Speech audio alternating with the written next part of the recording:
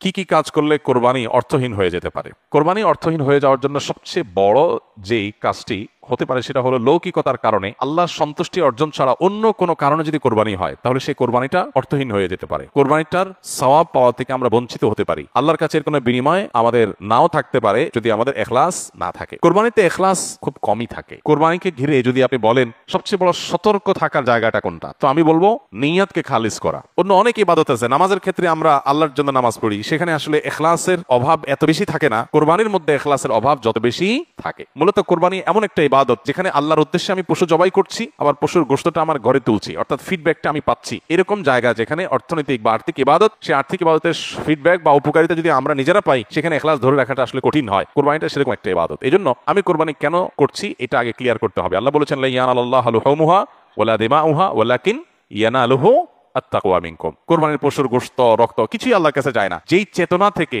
যেই তাকওয়ার সুপ্ত চেতনা থেকে আমরা কোরবানি করি, সেটা আল্লাহর কাছে ঠিকই যায়। সো ইখলাসটা এনশিওর করতে হবে, না হলে কোরবানি অর্থহীন হয়ে যেতে পারে। অনেকে আছেন প্রতি বছর কোরবানি করি, এবছর যদি না করি ছেলেমেয়েরা কার মুখের দিকে চেয়ে থাকবে। তাহলে এটা সামাজিক মর্যাদা রক্ষার কোরবানি হলো, আল্লাহর উদ্দেশ্যে না। অনেকে হয়তো মনে করেন যে আমরা প্রতি বছর গরু কোরবানি দেই, এবছর টাকা নাই, ধার করে হলো দিতে হবে। কেন?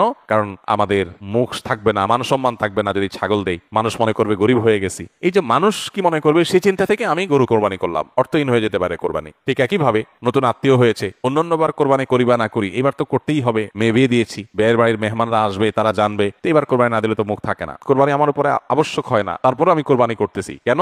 ব্যয়কে দেখানোর জন্য। ইখলাস নষ্ট হয়ে গেল।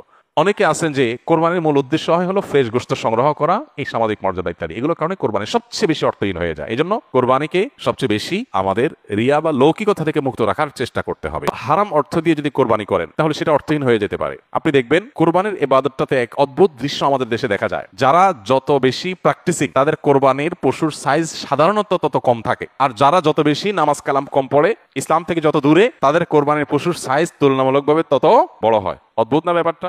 আপনি ঢাকা শহরে ঘুরে ঘুরে দেখবেন যে গুলশান, ধানমন্ডি, বনানী, বড়লোকদের এরিয়াগুলোতে এক একজনের গ্যারেজের ভিতরে আপনার বিভিন্ন নামের গরু, কালাচান, সুলতান, ধলাচান, লালচান, এক একটা গরু 3 লাখ, 4 লাখ, 5 লাখ, 7 লাখ, 10 লাখ টাকা দামের 2-3টা গরু। অনেক এলাকা আছে যে একটা পাড়া মহল্লাতেও এত টাকা খরচ করে সবাই কোরবানি করার সুযোগ হয় না। যাই দেখেন ওই বাড়িতে যারা থাকে তাদের নামাজ নাই, কালাম নাই, ইবাদত নাই, বন্দেগী নাই। কোরবানির বেলায় মাশাআল্লাহ 4টা-5টা আছে, কারণ এটাতে বেটাগিরি জাহির করা যায়। আর যদি নির্বাচন সামনে থাকে তাহলে তো কোনো কথাই নেই। তাহলে এবার 10টা গরু, 20টা গরু, 30টা গরু। তো এগুলো বেশিরভাগ ক্ষেত্রে হারাম উপার্জন থেকে হয়, বিশেষ করে যাদের মধ্যে আল্লাহর ভয় না থাকে। তো হারাম উপার্জন থেকে যদি কোরবানির পশু জবাই করা হয়, বা ওই যে লৌকিকতার কারণে মানুষ দেখানোর জন্য, বাহবা পাওয়ার জন্য যদি কোরবানি হয়, তাহলে সেই কোরবানি কি হয়ে যাবে?